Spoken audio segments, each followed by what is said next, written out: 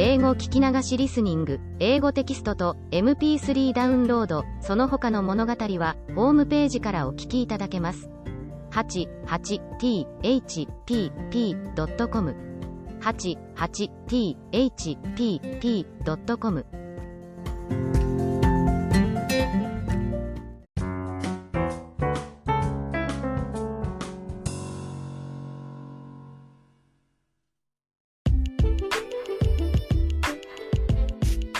The oldest episode of my ancestors that I heard from my grandfather is about my great-great-grandfather, and I hereby write it down for the record.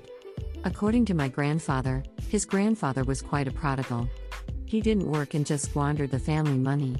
Our family was a powerful landowner when he inherited the family fortune and became a master of the family. They had lived in the same house I grew up, and all the land stretched as far as the eye could see from it was his land back then. He had a lot of tenant farmers that worked for him in his land. Many servants lived on the family premises, and also quite a few relatives of the family lived in the house. My grandfather once showed me his old photographs in which our distant relatives were taken together. I asked if they were group photos of some important events, and he told me that they all lived together in this very house. Our house was over 100 years old, and the remnants of my great-great-grandfather's prime were here and there. The old kitchen remained on the earth floor with one big and 6 or 7 small clay ovens.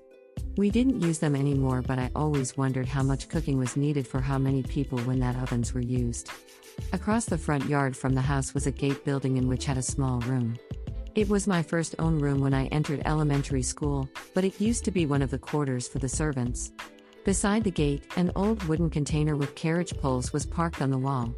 In old days, it was used as a fire extinguisher that people carried water in the container with the poles on their shoulders. Only a powerful family had it for the entire hamlet. Our old local name that had been used in place of our family's last name was written on the side of the container, telling how big our family used to be. On a hot summer day, my great-great-grandfather made his servants take him to the river that runs through the busy district just to make them fan for him and cool himself down.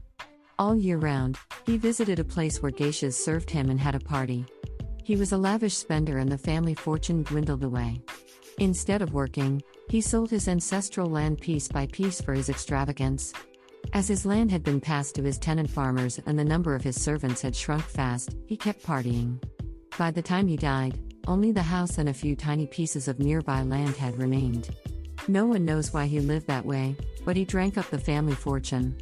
I imagine he must have had painful parties and have drunk terrible sake every time.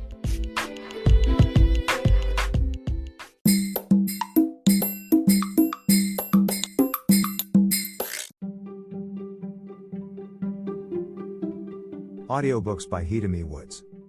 First audiobook, Japanese Dream by Hidemi Woods, on sale at online stores or apps. Second audiobook, My Social Distancing and Naked Spa in Japan by Hidemi Woods, on sale at online stores or apps. Apple Books, Audible, Google Play, Nook Audiobooks, 43 available distributors in total.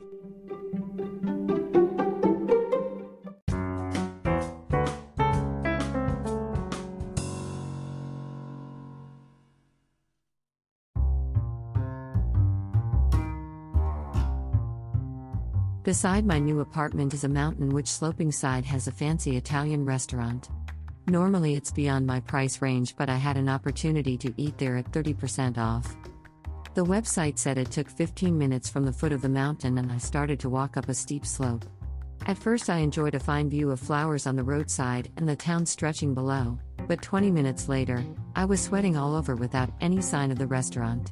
The steep road quietly continued to twist back and forth up the side of the mountain. When my feet became close to the end of their strength and I sweated for 3 saunas, I finally arrived at the restaurant. Sweat spoiled my dress, makeup and hairdo, and I entered the place looking like I had been caught in a downpour. The restaurant was perfect, with an exquisite atmosphere and delicious meals, except for the whacking prices. By the time I came down the mountain from there and reached my apartment, I was totally exhausted and even began to have a headache. It was so strong that a painkiller couldn't ease. Since I moved in, I've been walking so much wherever I go, but I feel I've weakened rather than strengthened. Because my walking destinations are mostly restaurants, I haven't thinned either.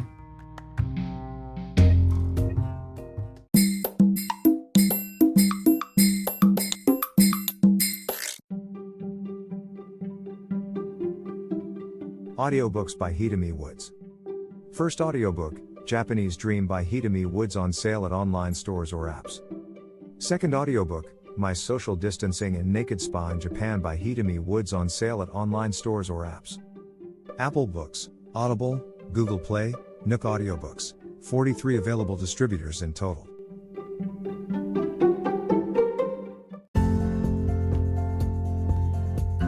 英語聞き流しリスニング、英語テキストと MP3 ダウンロード、その他の物語はホームページからお聞きいただけます。88thpp.com 88thpp.com